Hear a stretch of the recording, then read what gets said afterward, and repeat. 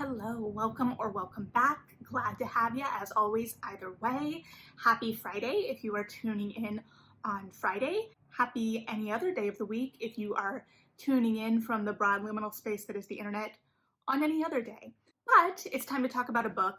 I don't know if you guys have been experiencing what I have. I know it goes in waves, and that I've been experiencing a slight lull or slowdown in my reading.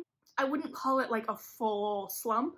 It's just as the weather gets nicer and it's possible to go outside and safer to start seeing friends again, I've been trying to get out of the apartment. That being said, I did still get a book read for this week, and that book is Neon Gods by Katee Roberts. I will flip her up again. Nice library copy. I know that this has been making a lot of waves on TikTok, I believe. I would like to be clear that I am not cool enough for TikTok. I actually heard about it on Twitter. I don't know how the author showed up in my algorithm. I'm not complaining. And I saw that it was a Hades and Persephone retelling, so I was like, I want to check that out. So our characters are called Hades and Persephone. It does take place in this world that is called Olympus, and it references the kind of outside world, which seems to be our real modern world. There is technology within this world as well. So it references like a real world that's just like on the other side of this barrier, but doesn't really delve into that. One of the things in the book is that Persephone wants to escape Olympus. So at the beginning of the book, she is at a party with her sisters and her mother Demeter, and her mother has acquired the title of Demeter through politicking, and the Zeus, which is an inherited title, is kind of this older skeezy guy, but holds all of the power. And so there is like a group of 13 in this city, except Hades is supposed to be a legacy title that is extinct, that there's no longer a Hades. And so at this party, it becomes clear that Persephone doesn't really fit into this world or feel comfortable in this world. And yet she is ambushed with an engagement to Zeus, which is already kind of like where we start to trip up the mythology stuff. So it does follow and leave tidbits of the story. And granted, Hades and Persephone, I have like the broad strokes, but I don't have a super intimate, detailed understanding of the story, right? And yes, there were Hadestown songs in my head sometimes during this book, even though it's not Orpheus and Eurydice, although they do get referenced. And I'll be interested to see, if how that plays out in the series. Anyway, but in the original story, right, Zeus is Persephone's father. So she gets kind of basically like tricked into this engagement. She can't say no in public, but also Zeus is known or suspected or rumored to have killed his previous wives. He has previous wives, previous Heras, which is a title that is empty because Zeus does not currently have a wife and he wants to marry Persephone. Persephone does not want this. So she leaves her mother's home the night after the party, or the night of the party, like after she gets home. And she's being followed, she realizes, and it gets kind of pushed to the river Styx. And she comes to find out that these, or suspect, or what have you, that these are Zeus's men following her, and they are pushing her to this limit, and she does not believe that it's possible to get to the lower city, as they call it. And she sees Hades across the bridge. She doesn't quite yet know it's Hades, but she does. So she consciously goes and makes the choice to go to the underworld. Granted, she is pushed to the underworld. So it's a much more conscious choice than in the original story. There is still the allusions to the original story. They go to a greenhouse slightly later in the narrative, and it's kind of like the first time Persephone is really getting to know Hades as an individual in a way, and he's starting to open up to her as a person. And that is where we get like the greenhouse and the flower connection to the original tale in some ways. But Persephone has much more agency, right? And it's all about agency and power a lot of ways in this book. And so even like the sexual relationship explored and the way romance is explored. So this is a little bit higher on, I don't know, what do we want to call it? Like what the chili pepper scale in terms of its sex scenes. So if that's not your jam, that's something to know. However, it's also a thing where it feels like every sex scene in this book is very much a power play, very purposefully, and an exploration of character. I always feel like these scenes are forwarding the relationship between these two characters, and also to a large extent the actual characters.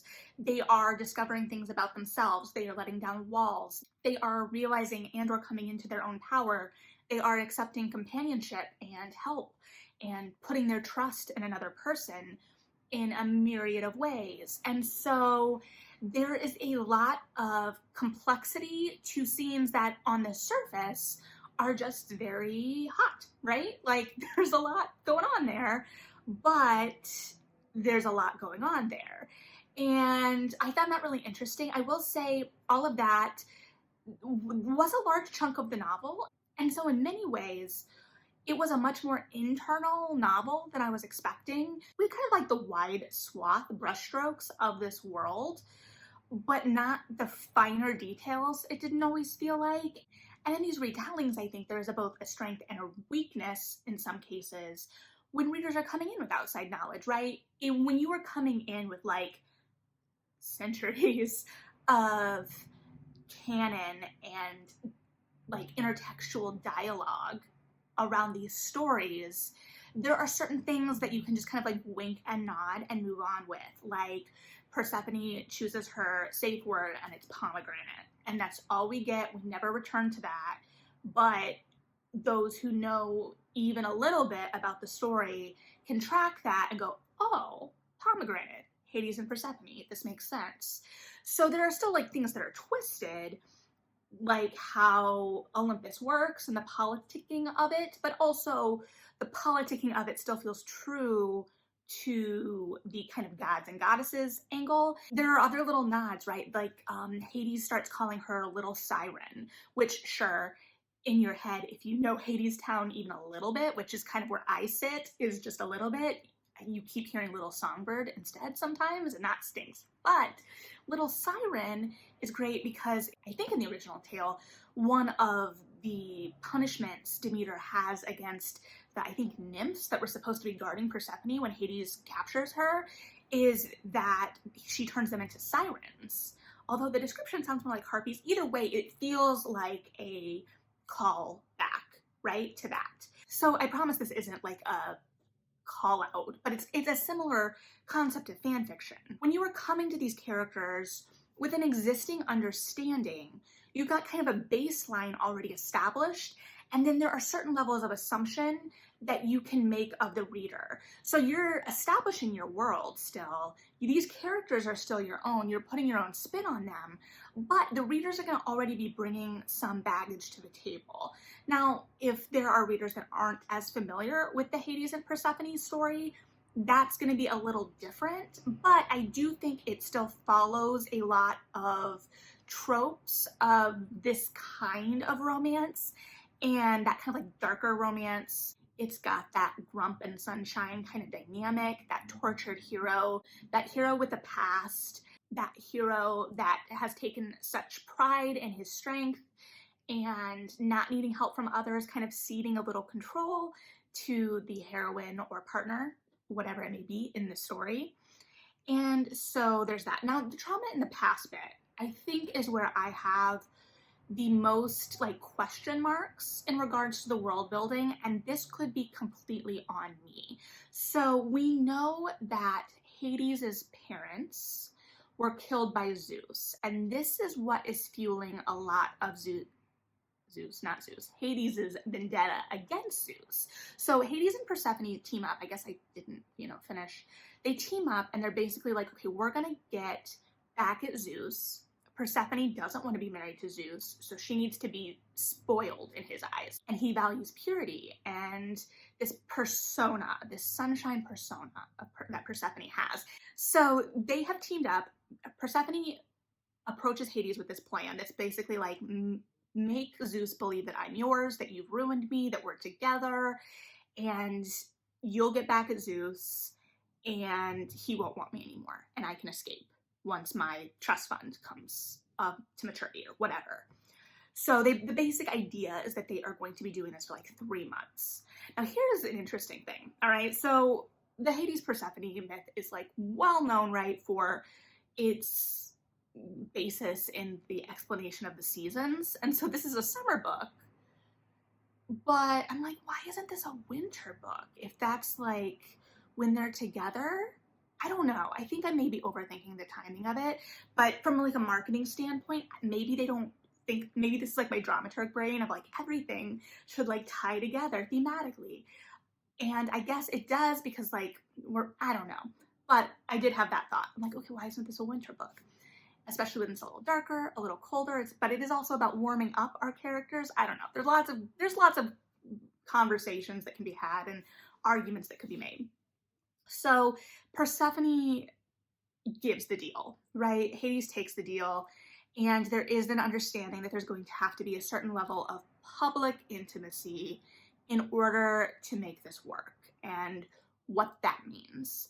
And so both of our characters kind of have to let down walls. And so Hades has lost his parents and has grown up largely alone. And there is some exploration of that trauma to a certain extent, mostly through like physical scarring, and that kind of physical scarring and acceptance of that physical manifestation of the trauma. And it feels like all of that is kind of like a symbolic way through some of that.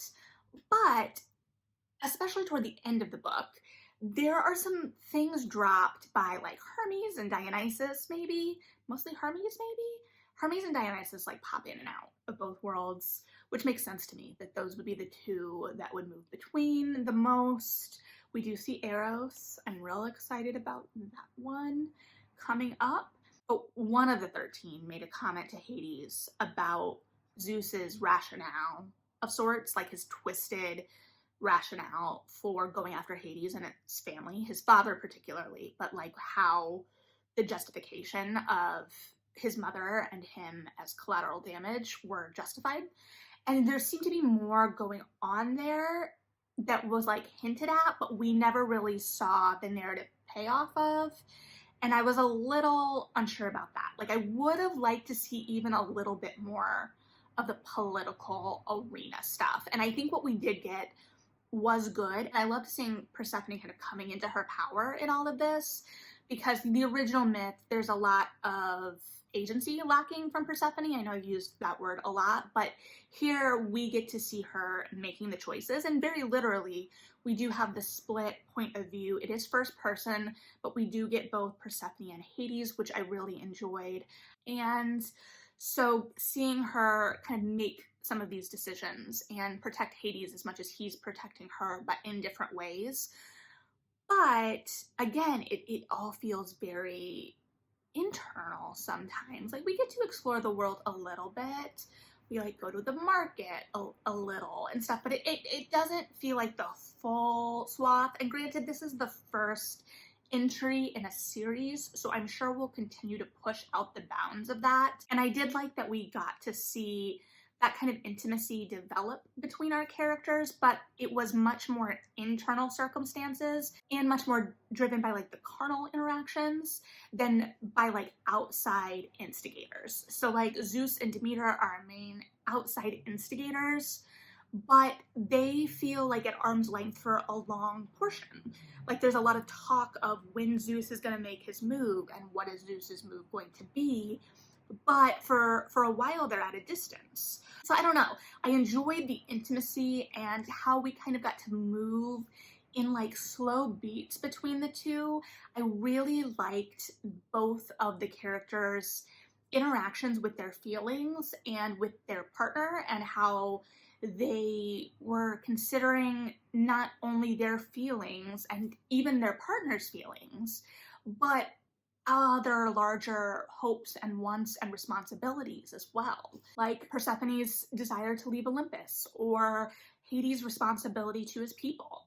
But like I said, there's a lot more nuance and agency to the characters. That being said, I would have liked them to dive a little deeper into them personally. And I think that's where it maybe goes with like the world not pushing out as much in terms of whatever. So like we get references to Persephone and what she was like on the other side and how she was perceived by others on the other side and like her fake smile. And we see a little bit of it at the party. Like we get that like one glimpse before the kind of like big moment, which I do appreciate how quickly we kind of moved into things. And this is a story that is fun to revisit. It's fun to see spins on, and it's something we're able to look at as part of a longer trajectory, a longer conversation. I'm really interested to see where this series is going to take these characters, because I think we are getting Eros and Psyche next, which is one of my favorites. So I'll be really excited to see that as well.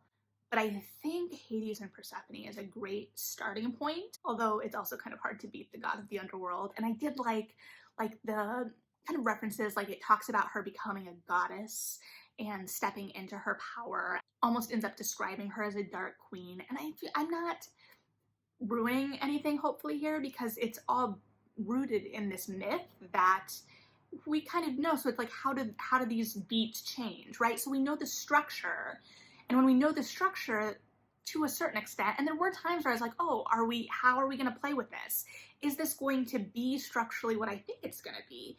But when you think, at least, right, that you know the bones of the thing, then you can play a little bit more in those details and the like little things. And I think that this book does get a lot of those very right. Now, I would be interested, because I haven't read a whole lot of like darker romances in this vein. I don't think, like, comparatively. So if that's kind of like your genre and you've also read this one, I would be really interested to hear how you think this fits in the landscape of what we've got. I mean, I would be interested to hear what you think regardless, but that being said, I think it's a fun, steamy take on a myth that I personally enjoy revisiting. It gives itself room to play and adapt where it needs to. For instance, Zeus not being Persephone's father, but rather her maybe betrothed. And yet it also pays homage to the original and kind of like buffers out the edges that need buffered out, especially in regards to like consent and agency, and manages to make that part of the conversation without it feeling like it's like, remember how Persephone didn't really get a say in the original? Let's look at that, right? It takes these tropes and these ideas that make that a part of the dialogue without it being like a JSTOR article. I don't know what to tell you. It's fun. It's sexy. It's fun. It's summer, which is a great time for sexy, fun things, which might be why it was released in summer and have nothing to do with the myth, but whatever. So I don't know, I'm babbled. If you've been here, you know that that's no surprise, but I would be interested to hear your thoughts regardless. And otherwise, thanks for hanging out. I do appreciate it. Have a good one. Read something good. And yeah.